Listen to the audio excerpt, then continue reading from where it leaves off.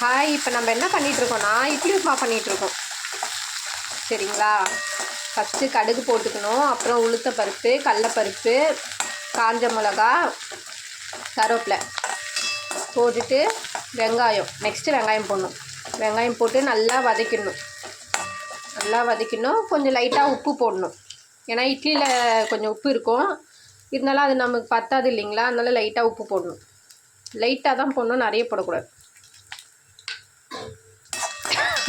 நல்லா கலரி விட்டுட்டு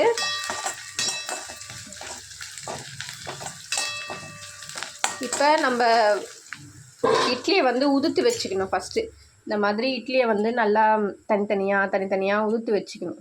அப்போ தான் இட்லி உப்புமா நல்லாயிருக்கும். பெருசாக இருந்தால் நமக்கு டேஸ்ட்டு நல்லா இருக்காது. சரிங்களா?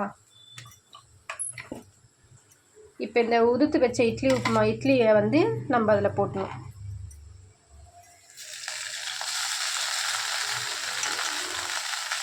சரிங்களா? நல்லா உதுத்து வச்சுட்டு போடணும்.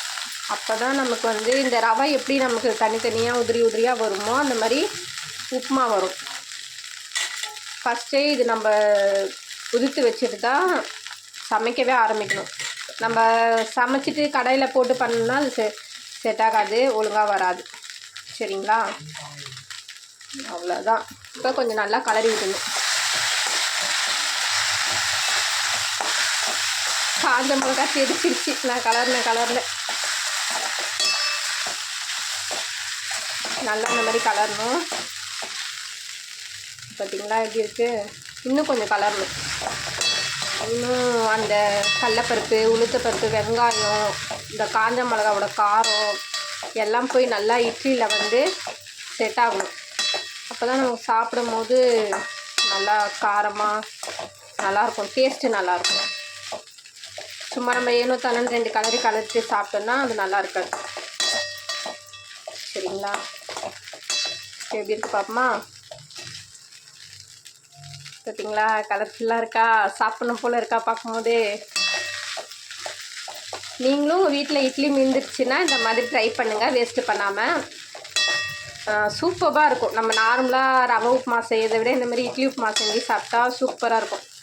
என்னோடய ஃபேவரட் இட்லி உப்புமா. நான் எப்போவுமே இட்லி உப்புமா விரும்பி சாப்பிடுவேன். இட்லி மீந்தாலே எனக்கு உடனே இட்லி உப்புமா செய்யணுன்னு தான் தோணும். அந்த மாதிரி அது டேஸ்ட்டு நல்லாயிருக்கும்.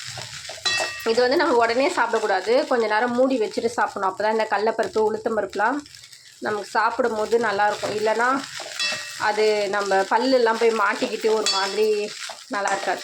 ஒரு 5 நிமிஷம் மூடி வச்சுட்டு, 5 நிமிஷம் இல்லை ஒரு 10 நிமிஷம் கூட மூடி வச்சுட்டு நம்ம சாப்பிட்லாம்.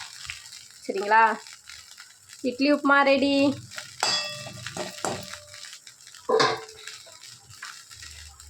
முடியலாம்.